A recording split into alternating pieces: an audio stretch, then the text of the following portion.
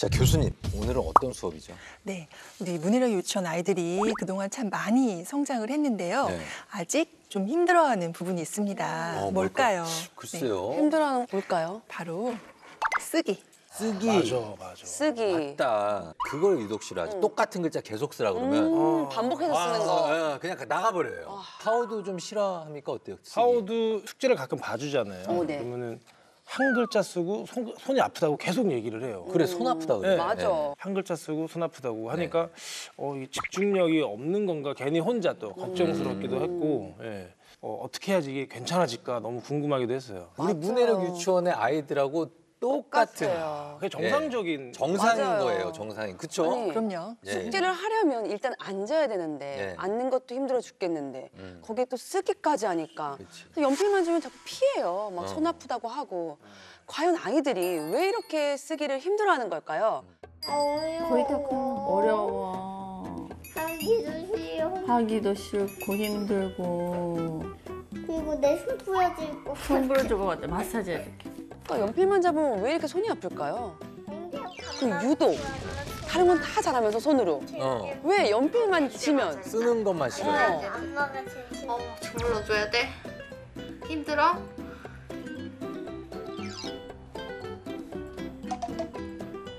왜? 피곤해? 피곤해? 갑자기 막 화장실에 가고 싶다던가 목이 마르다던가 손이 너무 아프다 그러고 미술 아니면은 가위로 이렇게 자르는 거 이런 거는 좋아하는데 이 손 자체에 힘이 아이가 들어가는지 좀 아직은 너무 힘들어요, 쓰는 거는. 예. 글씨 쓸 때 손이 아프다거나 힘들다거나 그러진 않아요? 그렇게 해줘. 그러긴 하죠. 그렇긴 하죠. 아프죠. 어떻게 아파요? 이렇게 잡을 때, 이렇게 움직일 때 잡을 때, 연필 잡을 때 이렇게 두 손 하잖아요. 그 손 아파요. 이렇게요. 자, 저렇게 아이들 네. 표정 보셨죠? 그냥 무조건 이건 싫은 거예요. 그냥 난 손에 힘이 너무 많이 들어가고. 근데 진짜 쓰기 이꼬르 애들은 힘들다 같아요. 힘들다 또는 이꼬르 참 오랜만에 들어보네요. 이꼬르. 이거 저 중학교 때. 문해력에서 새로운 걸 배우네요. 예, 쓰기 이꼬르 뭐다? 예, 요거 야. 힘들다, 예. 아프다. 아니 도대체 아니 왜 싫어할까요, 교수님 아이들이? 근데 이거는 참 자연스러운 당연한 일이거든요. 왜냐하면 우리 모두 다 힘든 일을 좋아하는 사람은 별로 없잖아요. 네, 그렇죠. 근데 아이들은 아직 쓰기가 힘들어요. 왜냐하면 쓸 수 있게 해주는 손의 감각이나 힘, 바로 소근육이 아직 잘 발달하지 않아서 그렇습니다. 그러니까 제가 요즘 탁구를 이렇게 치는데 진짜요? 오랜만에 치니까 손을 이렇게 잡아야 되나 그립을? 잡은데 여기 아리백이더라고요. 그쵸. 그러니까 손에 힘이 맞아요. 들어가던 게 이상하게 더 많이 들어가고 하니까 연필하고 비슷하잖아요. 이게 힘이 잘못 들어가니까 채를 잡기가 싫어져. 그러네. 진짜 이렇게 생각하면 편한데 우리도 새로운 운동을 배울 때 뭐 골프라든지 뭘 잡는 거 할 손 때 너무 아프죠. 손 엄청 아프잖아요. 네. 아이들도 어떻게 보면 태어나서 처음 뭘 배우는 건데 우리는 그게 왜 아프냐고. 이게 피지컬이었네. 소근육이네. 소근육이네. 진짜로 아팠던 거네요. 진짜로? 네. 저는 핑계인 줄 알았어요. 그러니까 그걸 이해 못했어요. 우리는 왜 아프다고만 할까. 이제 아이들은 전에 말씀드렸듯이 큰 근육부터 어릴 때 먼저 발달을 해요. 그리고 나서 소근육인 거죠. 그러니까 몸의 안쪽부터 바깥쪽으로. 그래서 이제 끝부분에 있는 신경이 가장 나중에 발달하는 거예요. 팔, 그다음에 손목, 그리고 손, 마지막으로 손가락 이렇게 되는 거죠. 그러니까 큰 근육부터 발달이 되는 거네요. 그렇죠. 팔, 손목, 손가락. 그렇죠. 그럼 당연히 힘들었겠네요. 아직 발달 안 그러면 됐어요. 연필 쓰는 거는 손가락이니까 그렇죠. 제일 늦게 발달하는 거네요. 그렇죠? 그렇게 힘들 이유가 수밖에 있었네. 없죠. 네. 괜히 뭐라고 했네. 반성합니다. 왜 글씨 못 쓰냐고, 왜 손이 아프냐고. 그러니까요. 네. 그리고 이제 특히 소근육 운동은 일단 나중에 쓰기를 도와주는 바탕이 되고요. 또 하나는 학업 성취에도 영향을 줍니다. 그래서 한마디로 말하면 유아 때 소근육이 잘 발달한 아이가 초등학교에 가서 공부를 잘한다는 거죠. 그래요? 제일 중요하다.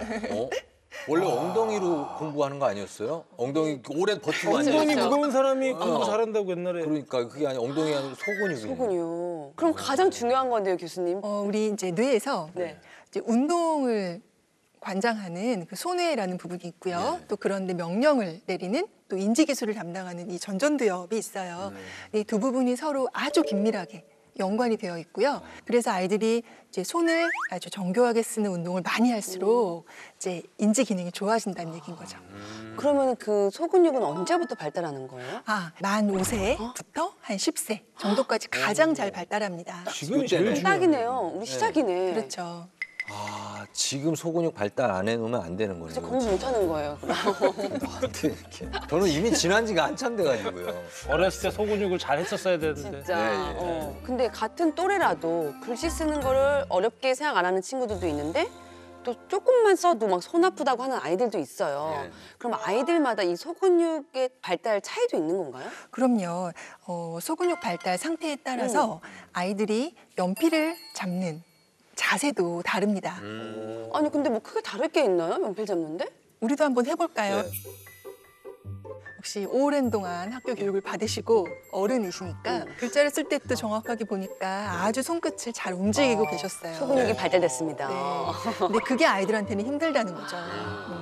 처음에 막 이렇게 잡고 그랬었어요. 맞아. 기억하시네요. 네. 네. 그러니까 애들은 이렇게 숟가락도 이렇게 잡고 연필도 이렇게도 그렇고 잡는 친구 다 이렇게도 잡고. 저희 태아는 큰 애는 이렇게 잡았었어요, 아기 때. 네? 그러니까 소근육이 발달 안 됐다고. 이건 명필인데 한속봉 아니에요? 그래서 오히려 젓가락으로 콩 집는 거 시키세요, 막 이러더라고요. 그럼 지금 우리 아이들이 어떻게 연필을 잡고 있는지를 한번 같이 보실까요? 네. 우리 문해력 유치원에서 어떤 시간 보내고 있어요? 우리 글자 시간. 친구들이 연필로 이렇게 위에 글자 따라서 진하게 만들어줄 수 있어요? 지금 쓸래요. 맞아요. 지금 써도 돼요. 궁금하다, 어떻게 잡고 있는지, 연필을. 네. 안 써도 괜찮아요? 그럼 별 그려. 와, 너무 멋지게 잘하는데요? 보여.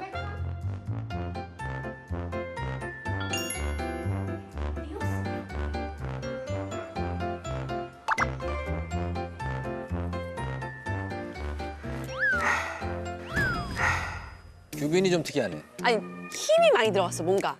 이 손끝이 지금 피가 다 쏠렸어요, 지금. 다 했어요. 친구 생일 때.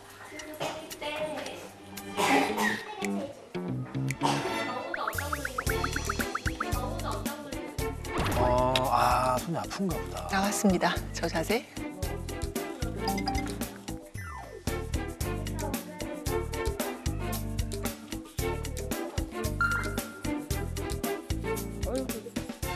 엄지가 이렇게. 이거 특이하네. 도현이도 좀 특이하네. 이렇게. 어머. 네. 저거는 힘이 엄지 많이 들어가죠. 아파. 그치, 왜냐면 이렇게 하니까 너무 힘이 들어가는 거지.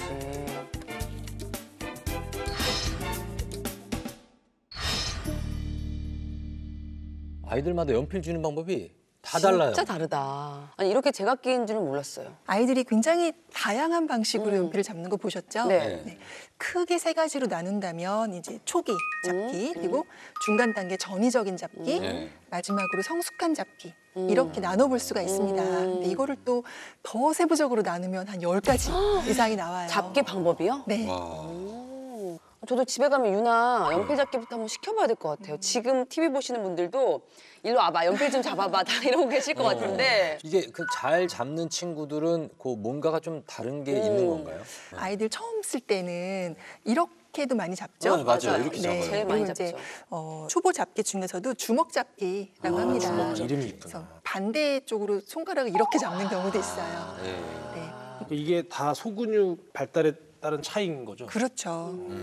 반면에 이제 성숙한 잡기 여러분이 하신 것처럼 성숙한 잡기. 이제 그런 잡기에서는요, 이런 어른들은 손끝을 미세하게 움직여요. 그러네. 여기 네. 별로 안 쓰고. 그럼요. 그러면서 이제 손에 무리도 훨씬 덜 가고 빨리 쓸 수 있습니다. 자, 그래서 지금 연필 잡는 유형에 따라서 아이들이 쓴 결과물도 차이가 좀 나거든요. 먼저 루아랑 민우는 연필을 성숙한 잡기로 잡는 걸로 나타났습니다. 그래서 글씨를 쓸 때 관찰해 보니까 손 자체를 많이 움직이기보다는 손가락 끝을 이제 예민하게 움직였고요. 그렇게 크게 힘들이지 않고 망설이지도 않고 쓱쓱 이렇게 썼어요. 예. 다른 친구들은 거의 잘 못 그린 친구들이 좀 있어요. 맞아요. 아까 규빈이가 이제 끝까지 그림은 못 그렸죠. 네. 그러니까 규빈이는 제 쓰긴 했지만 손이 유달리 조금 아직 작아 보여요. 근데 힘이 너무 많이 들어가서 중간에 이제 많이 쉬느라고 그림을 못 그린 거였거든요. 손이 아파서. 그러니까. 아파서. 네네. 도연이도 아까 특이했어요. 그러니까 엄지가 엄지에 힘이 많이 들어. 이렇게 잡았어요. 맞아요. 그걸 잘 관찰하셨네요. 도연이가 잡은 거는 이제 엄지로 감싸주는 그런 방식이었는데요.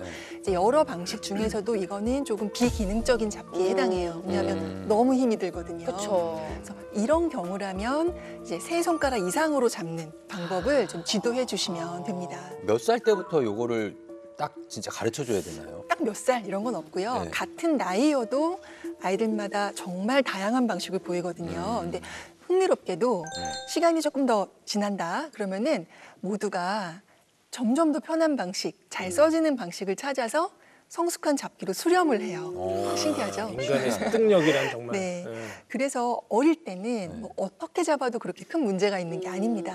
그래서 좀 고쳐주려고 너무 애쓰실 필요는 없고 좀 기다리셔도 될 것 같아요. 아니 근데 궁금한 게 있는데 교수님 시중에 파는 그 연필 잡는 교정기 이런 거 있거든요. 딱 껴서 쓰는 거 그런 거는 사용해도 될까요? 네, 한 7살 정도 됐다 그러면은 뭐 연습을 해보셔도 괜찮습니다. 또는 이제 이 딱딱한 연필에 끼우는 그 말랑말랑한 맞아요. 네. 그립감이 좋은. 그렇죠. 그런 거 좀 끼워주시면 처음에 조금 부드럽고 편하게 시작을 할 수가 있어요. 보통 연필 중에서도 이제 HB보다는 B나 2B 그거를 진하게 주시는 나오는 게 부드러워서 초반에 쓰기 좋죠. 할 때는 근데 볼펜이 거의 하나였었어요. 너무 옛날 분들인 것 같은데요. 아니 저희 재아 네. 유독 사인펜을 좋아해요. 왜냐면 색연필은 조금만 그래도 색깔이 안 나오잖아.